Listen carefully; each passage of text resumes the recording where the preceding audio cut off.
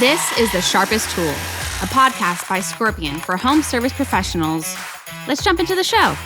Hello, everyone. Welcome back to The Sharpest Tool, where we take the sting out of marketing. My name is Josh Smith. I am your host, and I am joined today by Stephanie Jones, who is a Scorpion partner with Ruby. Ruby provides receptionists and live chat specialists for small businesses. We've got some really interesting topics, and she's got some great perspectives that we're going to bring onto The Sharpest Tool today. So, Stephanie, welcome to the show. Oh, it's my pleasure. I am so excited to be here.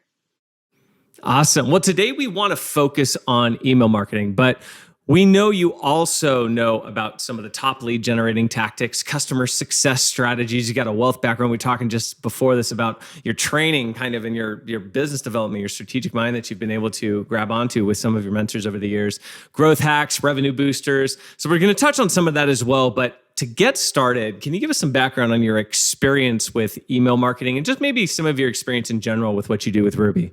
Yeah, absolutely. So I am a partner development manager with Ruby. My goal is to align with businesses and organizations that provide value to our home service community and will help promote their growth. And whenever you consider digital lead generation tools, email marketing is one of the oldest strategies in the book, but it still remains a key player in small business marketing strategies. And so I started partnering with businesses who know the ins and outs of email marketing. And I've honestly directly benefited from their expertise working with them on content marketing. And I've been able to learn not only how email marketing works, but how to ensure that it works well for a business owner. Yeah. Do you find, just kind of a precursor to this, what going into it, did you think that there were a lot of home service businesses that really had this nailed, or was your experience more the opposite, that this is kind of like a wide open opportunity that needs to be tackled? I think it's a wide open opportunity that needs to be tackled. Working in the home service industry for going on 6 years now, business owners know how to run their business and they know how to run it well. When it comes to digital marketing, that's whenever things can start to get a little bit fuzzy. So whenever you look at something as poignant as email marketing, there's a lot of question marks because that's not something that you're typically trained to do. You know, most of these small business owners, they started as technicians, they started as electricians, and then they decided to go on and build their own business. There's not a business background that accompanies that or a marketing background that accompanies that. So there's a lot of help that's needed to make sure that those kind of campaigns can be successful. So it's definitely a need in the industry. You know, I often think about customers in terms of stages when it comes to home service businesses. And you have obviously kind of your pre-marketing stage. How are we getting in front of getting the business name and what we do known into the marketplace? Then you move into the like, hey, we're going to actually do business with you stage. And there's a certain set of tactics and strategies you deploy there. But I think often one of the most overlooked areas, especially for new business owners, is this loyalty phase. How do we take the people that we've worked with in the past historically and actually generate more business from them and find more additional ways that we could potentially help them? And it's often overlooked that it's cheaper to actually get in front of the customers you've already worked with because you've established that rapport and that relationship. If you've given them a good experience, they're going to want to come back for more. And so this kind of falls into that category, right? And are there some successful strategies you've found in email marketing that have helped them capitalize on this? Well, tell us a little bit about that. Oh, yeah, absolutely. And this is a great question for home service businesses to consider when they start to dig into their email marketing, because when it's done well, it's effective and you can automate it, which makes it even better. You can control it and it gives you access to a lead's inbox. And I mean, how often are you in your inbox? It's every single day. All day. Yeah. Exactly. All day, every day for me. You can't avoid it. And whenever it comes to gaining that loyalty and that trust with your audience, the strategy has to come down to how do you gain their trust? Well, as a small business owner, you first get to know them whenever you go into their home and you meet them, or you go into their office and you meet them, and that level of trust starts there.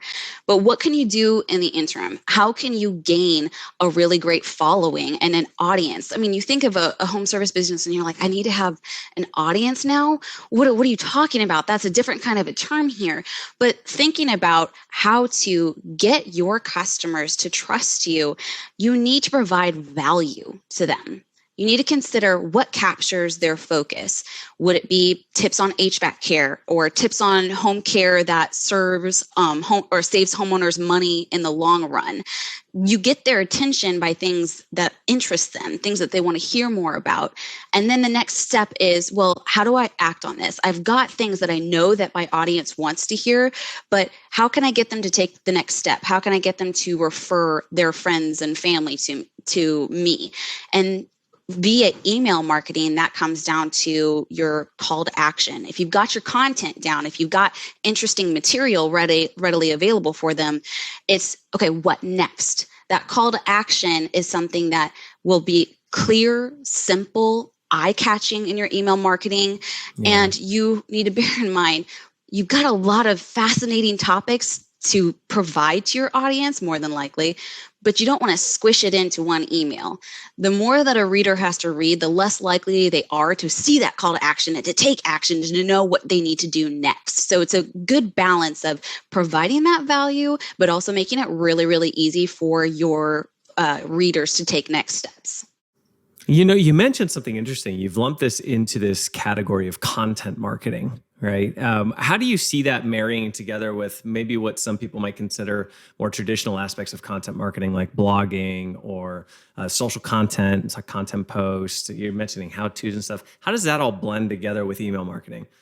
Well, I mean, content is king. Whenever you consider what is going to capture someone's attention, and you want your content to be something that is unique, something that they want to read. Again, it comes back to providing value that keeps people coming back, whether that's going to be some kind of a promotion or, again, some kind of tips. That content that you create with those blogs, you also want to keep driving traffic to it. And that's a great way to utilize email marketing as well. You don't want to congest your email with too much information, but you do want them to follow a link to read more on your blog, driving more traffic to your website and getting more visibility. That is all a positive impact of email marketing and email campaigns. You can drive traffic to that content marketing that you've spent so much time developing. Yeah, what's interesting about that too is just how your search engine optimization works, right? Getting found on Google, a large part of that is engagement metrics. And so one of the biggest aspects of engagement metrics is, are people actually going to your site and staying on it? So by creating that engaging content, you're feeding that metric, which actually helps this area over here. So it's not just about leads and engagement and content marketing that you're developing, but it's also how are you expanding your reach and your ability to be found online. So it's really interesting to see how those work together. Yeah, lead generation is a network. It's not one or the other. Utilizing email marketing will help you with your SEO. That will help you with your lead generation. All of this ties together. So I would say that email marketing, it can often be mismanaged or overlooked, but it can be a huge contributing factor to the success of your business.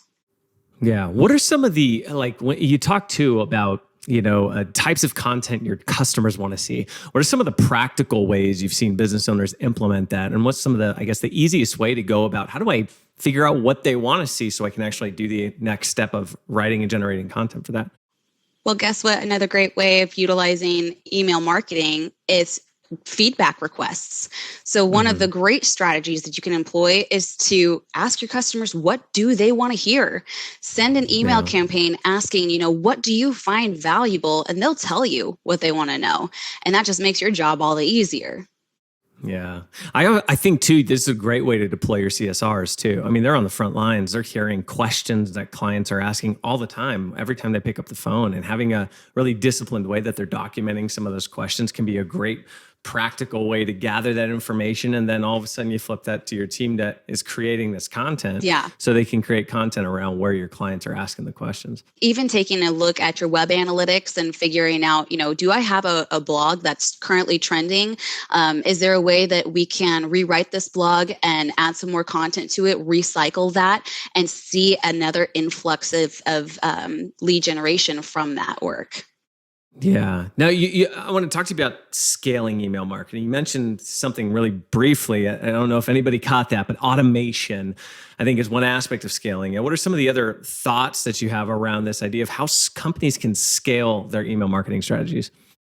Whenever it comes to scaling, you really want to consider what it takes to be successful.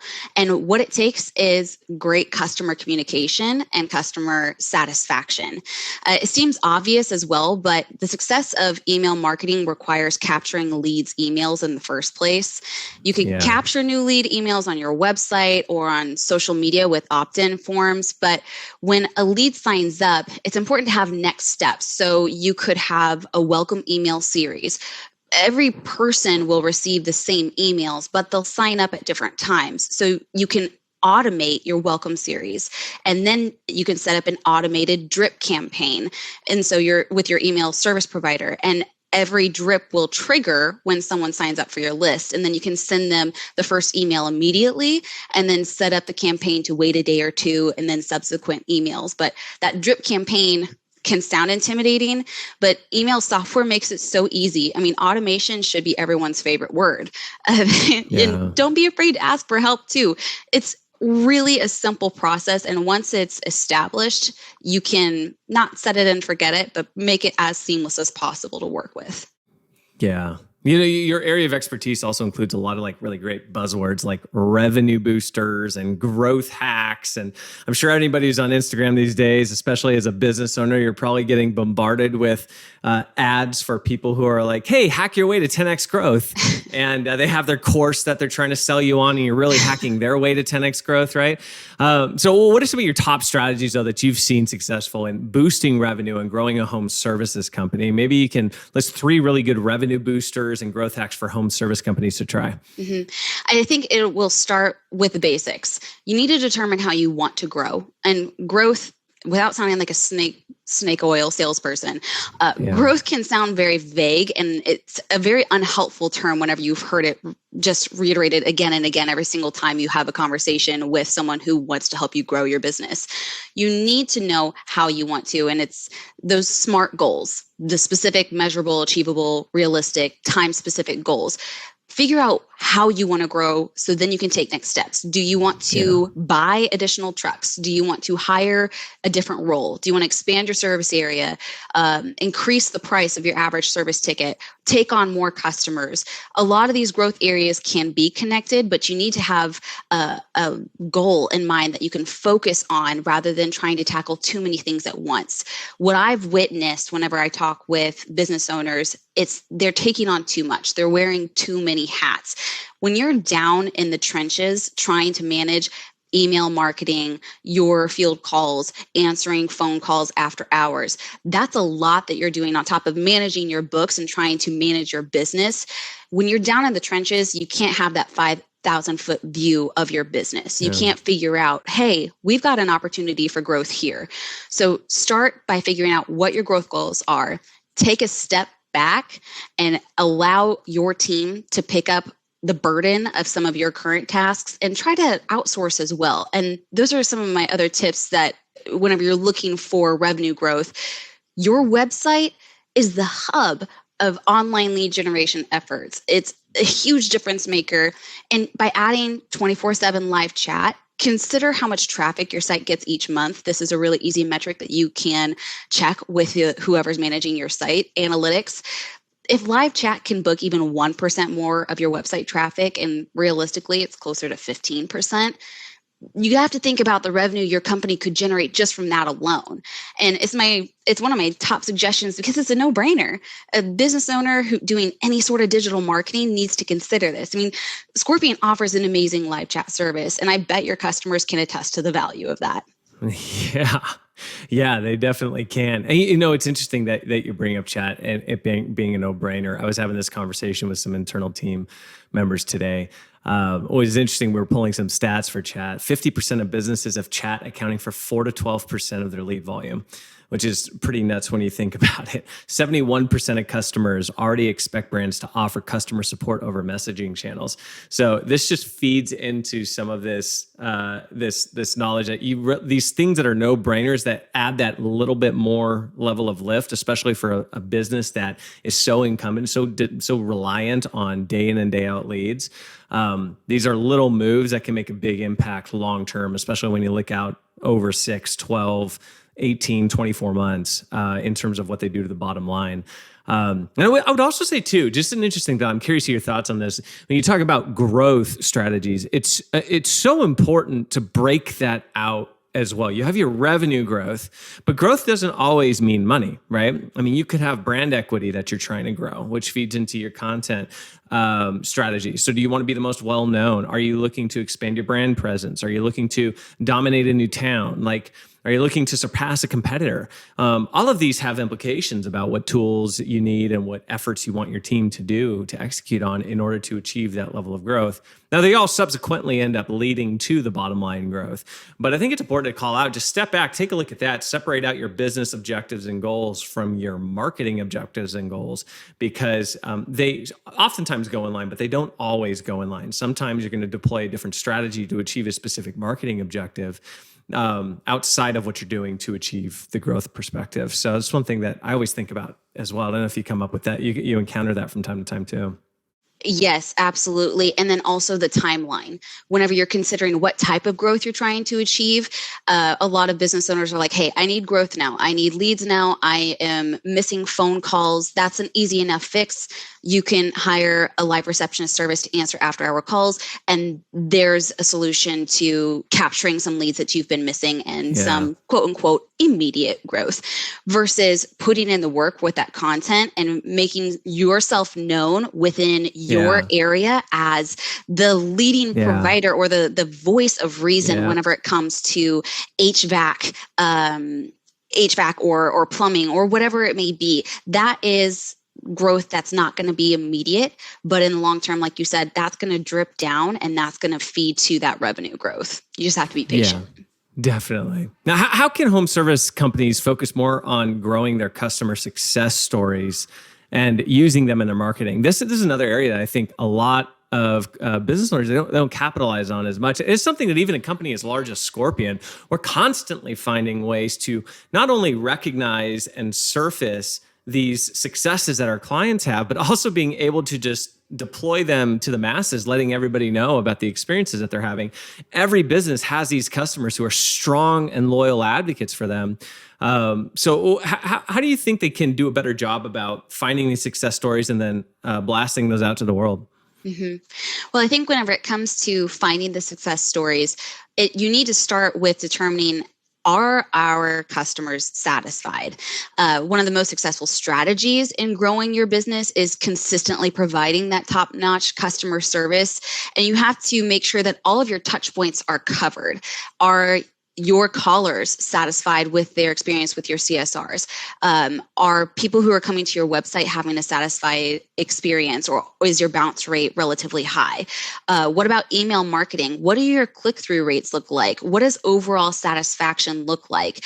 Once you know that you've covered those points and people are happy when they're calling, people are happy when your techs or your plumbers enter your home, you've got those bases covered, then it becomes easier to welcome that feedback, and customers are more likely to provide that feedback willingly when they are consistently wowed from start to finish. It makes it that much easier to gather that information. And when you look at email marketing, I mean, give those testimonials, their moment to shine. Create an email campaign around your testimonials. Create that interest with your customers. You could even do a competition or like a giveaway opportunity. So take into consideration whenever you're thinking of giveaways, by the way, who your audience is. I will say Yeti coolers seem to always be a really popular giveaway item, but do a giveaway and say, hey, we want you to give our company a shout out on social media and share this link, and you will be entered to win this Yeti cooler. There's so many clever ways to utilize email marketing to pull in not only more leads, because they're going to be sharing that link with their social media, and from there you're going to get more opt-ins, so you're growing your lead list, which is wonderful, but you're also letting others know through direct feedback. I mean, that's a customer sharing their testimonial directly to their audience. That is powerful. Yeah. I think one of the things that it's easy to think with, and it's kind of a false narrative too. It's this idea that, well, if I provide a good experience, then my customers are just going to naturally tell everybody about us, which it's not true. People are more likely to talk about their poor experience just because we love drama than we are about the positive, powerful experience that we had. So you still have to, as a business owner, you could be providing the best experience in the world, but you still need to make a concerted effort to spend time focusing on surfacing those opportunities. And I love what you said, Stephanie, throwing those into the email marketing list. I love seeing quotes, positive quotes from customers and customer testimonials at the end of an email blast, because it tells me as a consumer that I know people are enjoying the service that they're experiencing. And so it encourages me to do business potentially with the customer versus if I don't see any of that, or if I do a quick review sweep online and I see a bunch of negative reviews.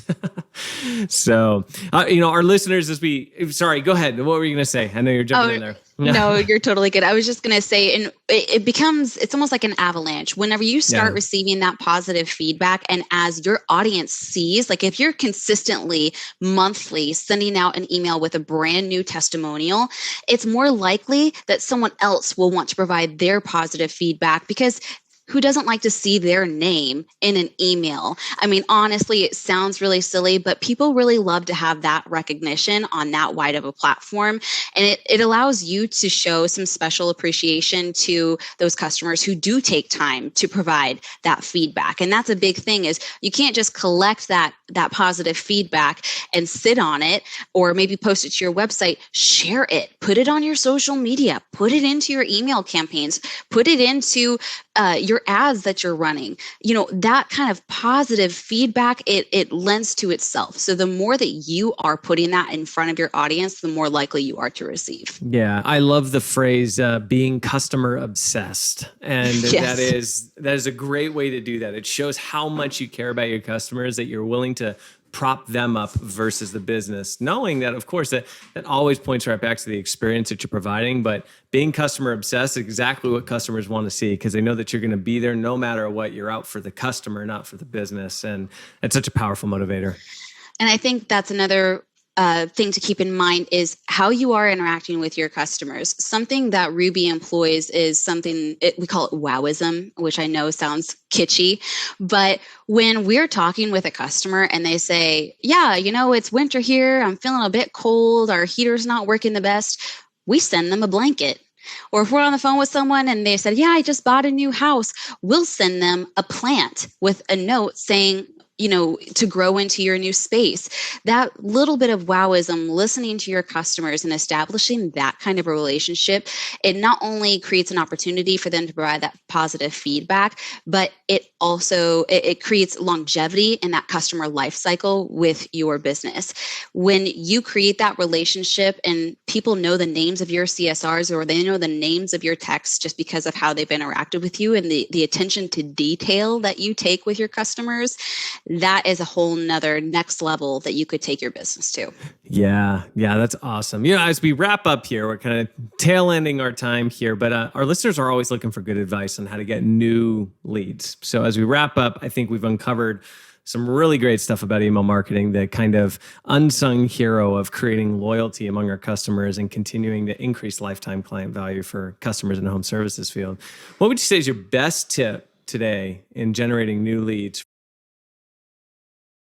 When it comes to generating new leads, I do think it comes down to your interaction with your customers. You need to ensure that they're able to reach you. 75% of customers expect a response from a business within 5 minutes, or they're going to move on. And if that's a new lead, that's not a lot of time before they're going to reach out to your competition. Make sure you've got your bases covered. Have a chat feature on your website. Make sure none of your calls are getting missed, because the value of a missed call is what to your business? The exact dollar amount. And on top of that, employ those smart growth strategies. Your lead gen will thrive. And if you outsource, this is very key. Make sure it's a customer-centric service that helps you generate and convert leads that also aligns with your company's core values. Oh, I love that. I love that. Stephanie, this has been awesome, insanely helpful. For everybody listening too, Ruby is a Scorpion partner. So if you haven't checked them out, you definitely can. Stephanie, where can people find out more about Ruby? It's very easy to find us, www.ruby.com. That's RUBY. You can also give us a phone call at 844-311-7829. Beautiful. Stephanie, I really appreciate your time. Thank you so much for joining us on the Sharpest Tool today. It's been a pleasure. No, this was a blast, Josh. Thank you. Awesome. And for everybody listening, wherever you might be listening at, definitely hit that subscribe button and give that like button a little tap to know us that you're, let us know you're enjoying the content. If you know somebody, if you have a friend, business owner, or some of your technicians, people in your organization that need to hear what Stephanie had to say today, definitely share this video around. We want to make sure we're getting good quality content in front of all of the home services professionals out there so you can level up your business every single day. Thank you, everybody, for listening. Until next time, we'll talk to you then. Like what you just heard? Join us again to learn how you can brand and market your home service business and so much more.